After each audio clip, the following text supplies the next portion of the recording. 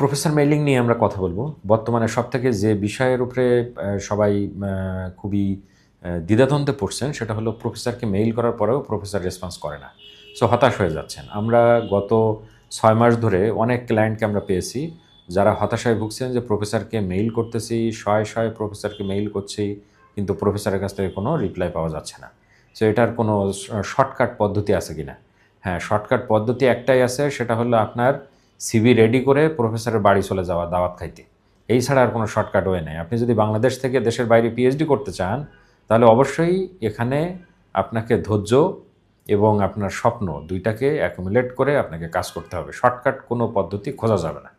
So বিষয়টা এরকম না, প্রফেসর আপনার খুবই ফ্রি মানুষ, সে আপনার মেইল দেখার জন্য বসে আছে, বিষয়টা এরকম না। প্রফেসর অনেক সময় দেখা যায়, আমরা যেটা জানি, প্রফেসররা মেইল চেকই করে না, তাদের অ্যাসিস্ট্যান্টদেরকে দিয়ে চেক করায়। যেমন যারা ওই যে পোস্টডকে যারা প্রফেসরের সাথে কাজ করে ওদেরকে দেয়, যারা পিএইচডি করতে যায় প্রফেসরের অ্যাসিস্ট্যান্ট থাকে তাদেরকে দেয়। সো প্রফেসর মেইল চেক করারই সময় পায় না অনেক সময়। আর আপনি একটা মেইল করে ভাবছেন যে আপনাকে নিয়ে নিবে, এই হতাশার মধ্যে যাওয়া যাবে না। আপনাকে যেটা করতে হবে, আপনাকে ডেডিকেশন নিয়ে, স্বপ্ন নিয়ে মেইল করতে থাকতে হবে এবং এটা রেগুলার বেসিসে আপনাকে মেইল করতে হবে এবং মেইলের ফলো আপ করতে হবে। একজন প্রফেসরকে মেইল করার পরে সর্বোচ্চ ৩ বার আপনি ফলো আপ করতে পারবেন, তাকে কমেন্ট করে যে আপডেটটা কী আছে জানার জন্যে।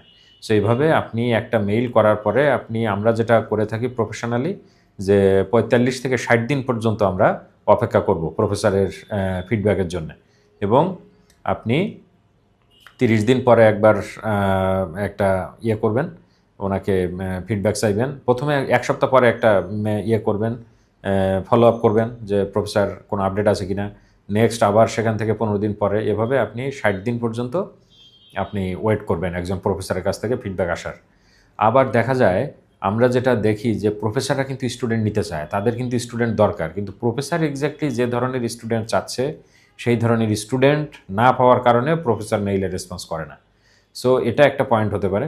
সো হতাশ হওয়া যাবে না, আপনাকে মেইল করতে হবে এবং মেইল করার সময় যে বিষয়টা মেইনলি খেয়াল রাখতে হবে, প্রফেসরের রিসার্চ এরিয়ার সাথে আপনার রিসার্চ এরিয়া ম্যাচ করছে কিনা, এবং প্রফেসরের রিসার্চ গ্যাপের সাথে ম্যাচ করে আপনি একটা স্ট্রং রিসার্চ প্রপোজাল প্রফেসরকে পাঠাচ্ছেন কিনা, এই বিষয়টা হলো ফ্যাক্ট। এবং আপনার মেইলের যে বডিতে কিন্তু খুব কম ওয়ার্ডে একটা মেইল লিখতে হবে। এখানে আপনাকে ১০০ থেকে ১৫০ ওয়ার্ডের মধ্যে একটা মেইল লিখতে হবে, এর থেকে বেশি বড় করা যাবে না, যেটাকে আমরা ৭ থেকে ১০ লাইন পর্যন্ত বলতে পারি।